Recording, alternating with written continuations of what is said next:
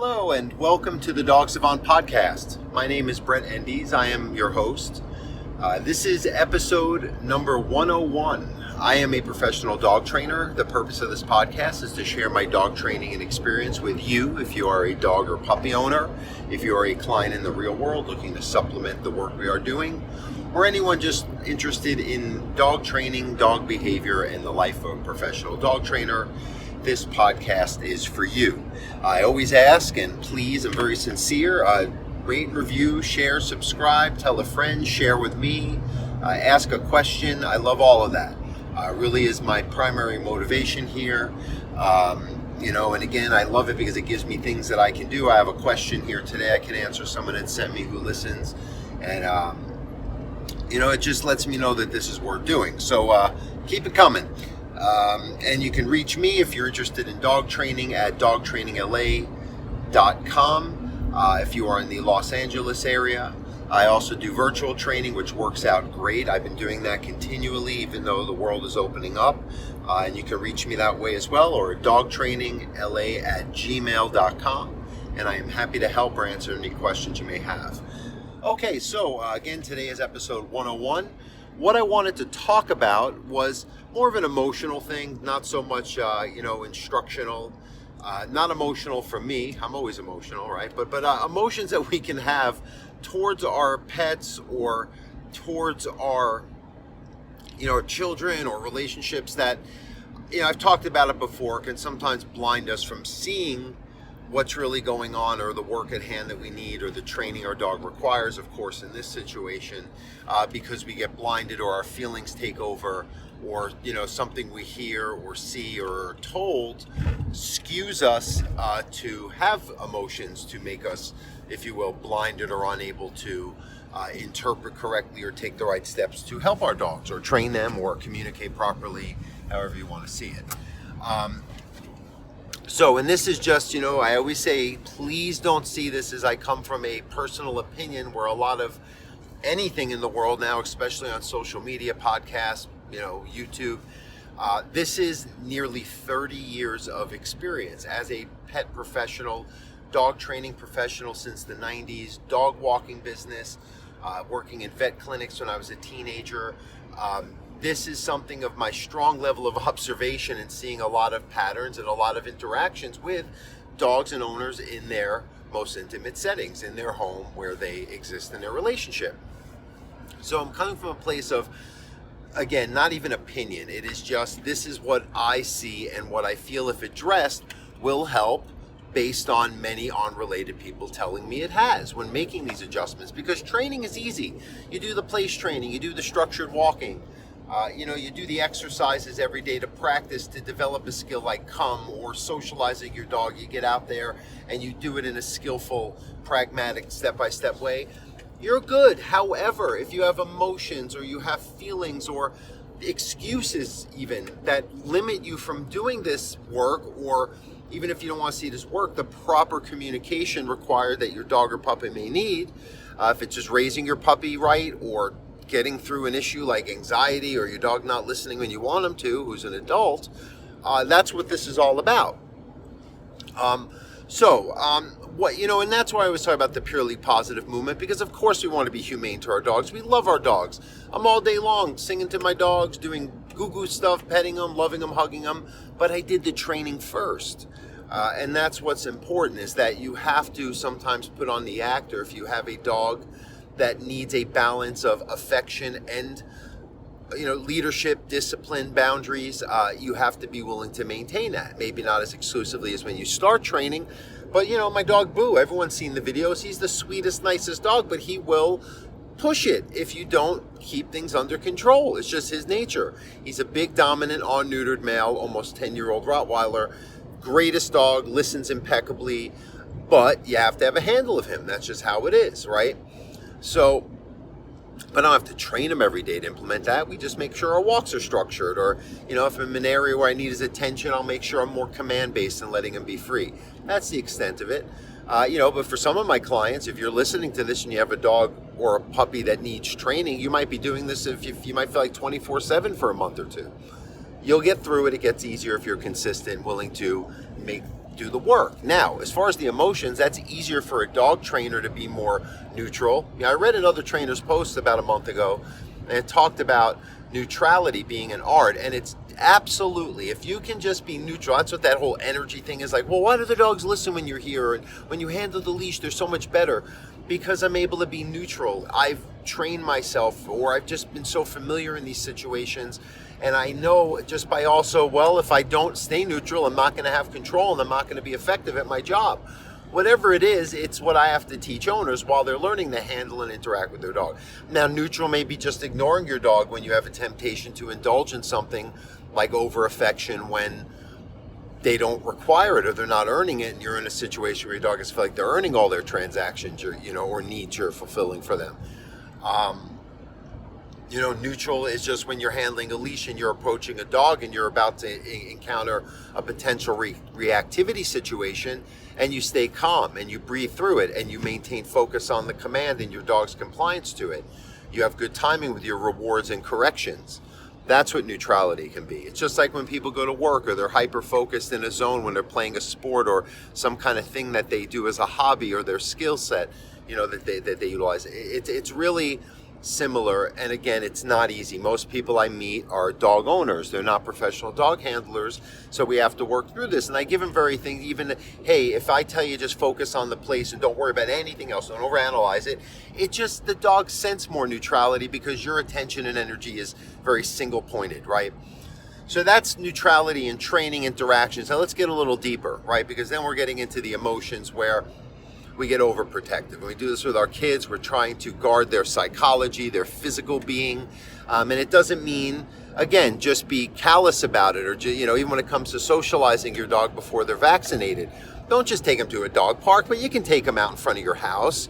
You can walk them where it's a clean area. You can take them to meet other dogs that are healthy and socialize, and if vaccinated if they're adults.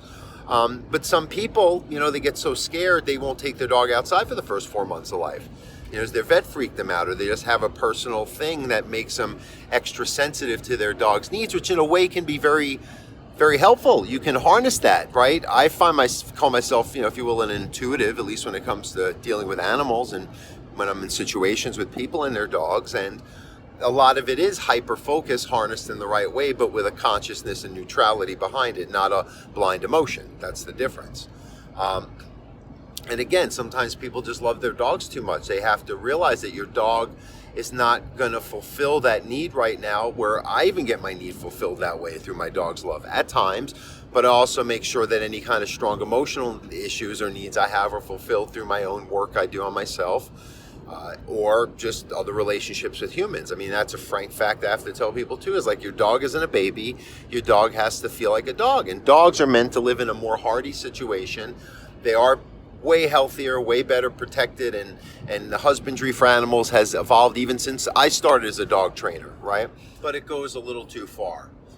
And that's what I find happens is that, dogs are dogs. Their psychology is not complicated. As long as they get their basic needs met, they get, sheltered, protected, a little love and regard for doing a job well done, and enough exercise,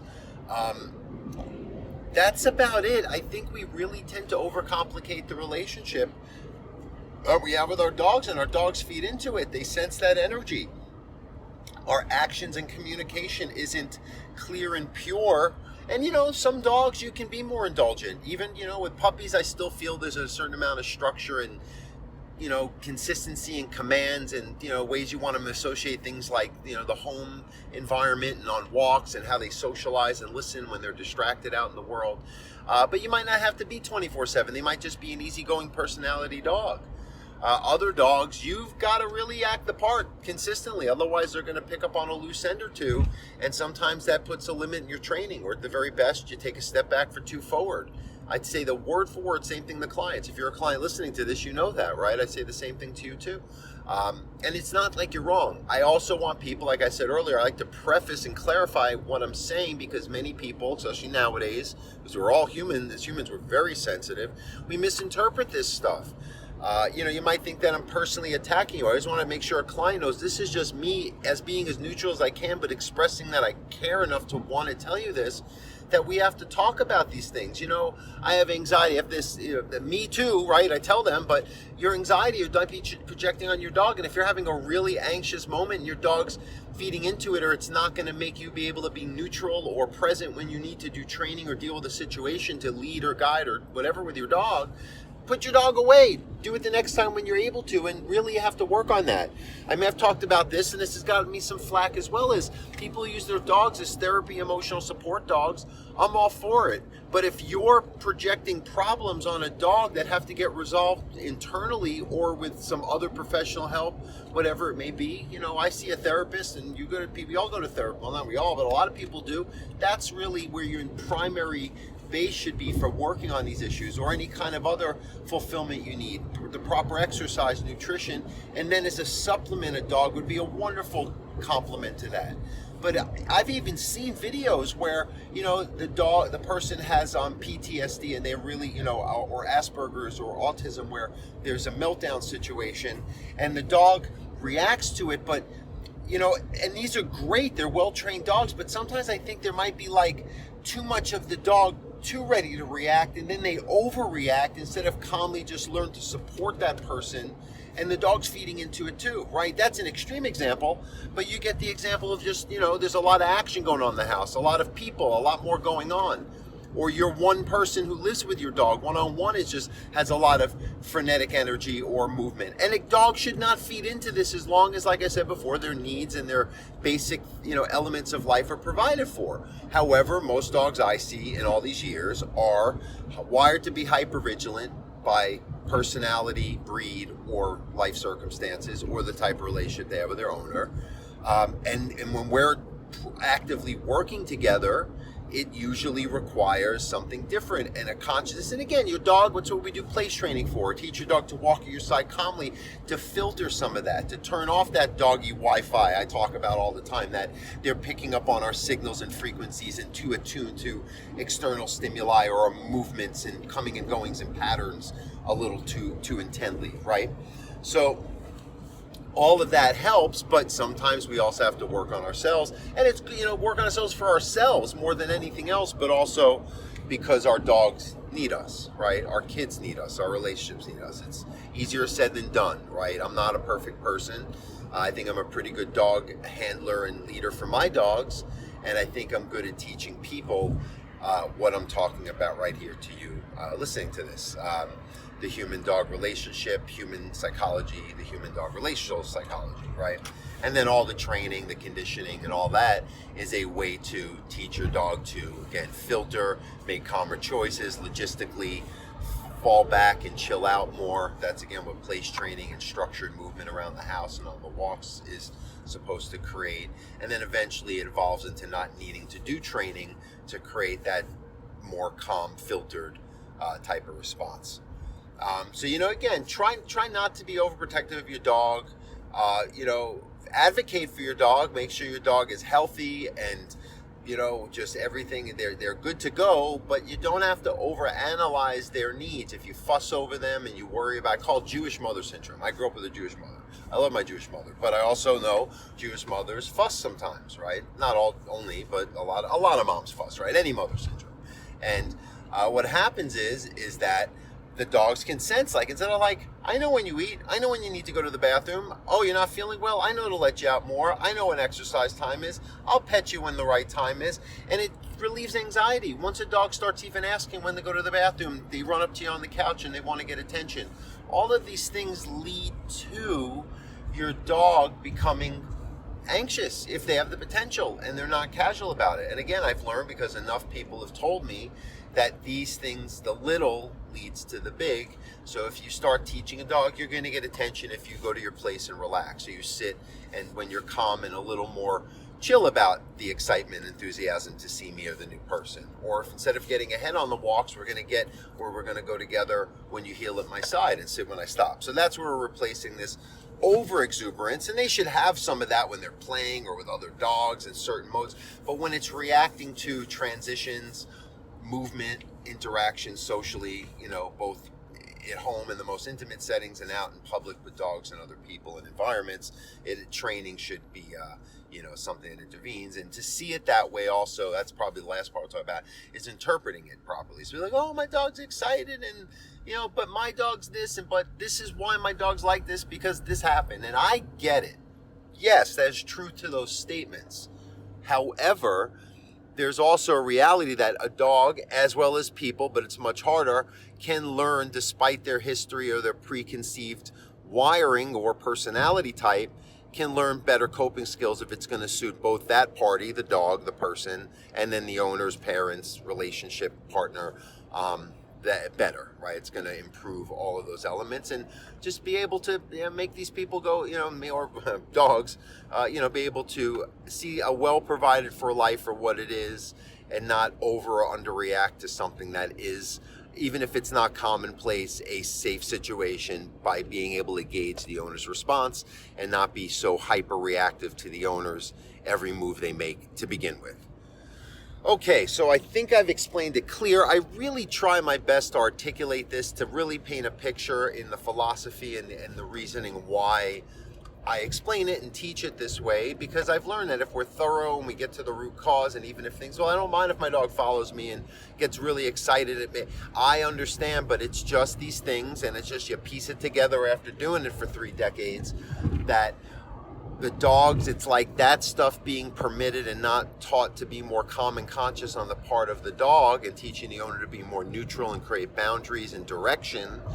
It can lead to why their dog is now running too exuberantly to the door and jumping on guests, or negatively reactive, when the guests come, or on the walk, why are you letting them get excited because they love the walk when they see the leash, and now you have a pulling problem because they're always 10 steps ahead once you're out and about.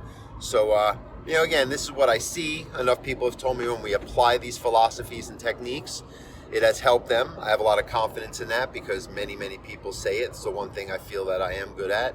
And I want to share that with you if you're listening. And of course, a lot of my clients listen to this podcast. I send them to many of you. So, this is just probably word for word what you hear me say anyway.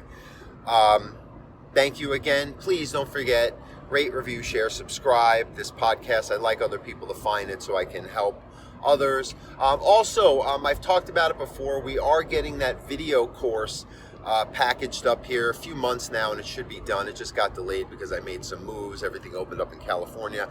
I got extremely busy. And if you need to reach out to me for any reason, for scheduling Los Angeles area, Zoom, virtual sessions, or just any questions you have for me, dogtrainingla.com or dogtrainingla@gmail.com. And I forgot, I said, and I will do a question that I had to me. So this is a puppy question, and I've talked about it. I've even done entire podcasts related to this subject. It's about a puppy not staying in their place. I even now just realized I think I did my last podcast on this, so maybe there's a question coming from that. So I have a 5-month-old puppy. It's a French Bulldog. She's very cute. Yeah, I know, they're all cute. And I'm doing what you told. I've been following your podcast, and I take some of these instructions, especially the place and crate training information. Great, I'm glad it helps. The one thing I'm having a problem with is that she just won't stay in her place no matter how much I try to keep her there. I think I'm being consistent, but I'm sorry, I'm driving and I'm kind of multitasking in front of me. But I don't know why whenever I try to sit down on the couch or stand up or do anything that is moving or new, she still wants to get up and get stimulated and follow me or jump at me. Okay, great question, because this is so common. I think it's going to, now also I would ask how long you've been doing it. If it's only like your first week, it's going to take some more practice and you just stick with it. Another question is, is she, if you are being that consistent, is she really resistant to maybe you're using a harness or a regular flat collar or a slip lead that's just locking up and pulling and creating a resistance instead of a tuning in with the leash, and that's why I recommend a star mark collar or something similar. Even with a puppy, if you're gentle, they're very helpful. You don't hurt them, you're actually pulling on them less.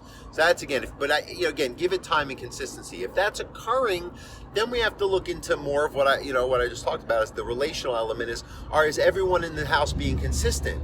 Are some people allowing the following, running up to overindulgences? are the people, even if we're being consistent with training and not allowing this and teaching the dog to walk alongside on the leash, doing time in the crate, in the place, even tethering the leash when we walk away, or bringing the dog back when the puppies, won't stay, and rewarding them, of course, when they do, for longer distances and durations around more distractions. Are we babying the dog and letting them, kind of overdoing it? And again, some dogs can handle it if the dog is more wired to be hypervigilant or dominant, if you will, and just kind of, they're going to see the loose ends, like, you're training me, but then you're acting in a way that isn't quite like how another dog would become a pack leader in my eyes. We may have to be, again, like I said a lot, in this podcast, more neutral, right? And then you just may have to, even when everything's in line, just let time take its course. But it really makes sure that everyone's being consistent. I find with puppies, it's hard for everyone to be doing this, even when they're in front of me and I'm telling them all these rules and what you got to do and all the stories of what you don't want to do because of what I've seen go wrong with clients not being consistent or spoiling the puppy too soon or not using the crate enough and all these things. And the dog actually a puppy sees it as a thing to resist, because it's like, well, most of the time you make me go to this place and you try to stay with it and you walk me on a leash, but other times I follow you around, or you let me run in and out, with a door that you leave open, or you let me run up to you or run to my meals, or I ask for things instead of calmly waiting for them patiently. So just look for these little discrepancies that might not be obvious, because I hate telling a client, like, well, you got to do more when they're doing a great job, and they're being pretty consistent as far as how I would, if you're trying to get a point across to me as a human, it's like, well, it's pretty much 95%. That's clear enough message. I get it. Dogs, it's like 100%. And then it sets. Then you don't get resistance. Then you get compliance to training. The dog starts listening and wanting to see training as valuable and building these commands and the attention and focus attached. And you end up getting now, this to segue into your real world obedience, where your dog has out in the world skills. So stick with it is usually what I tell people. Re-listen to some of the other episodes of place training and structure for puppies and crate training, just to see if there's anything you might pick up on. Of course, I can help if you have any questions in any way I can assist. And just stay with it. Let me know how it goes. All right, again, thanks for listening, everyone, and have a great day. Bye.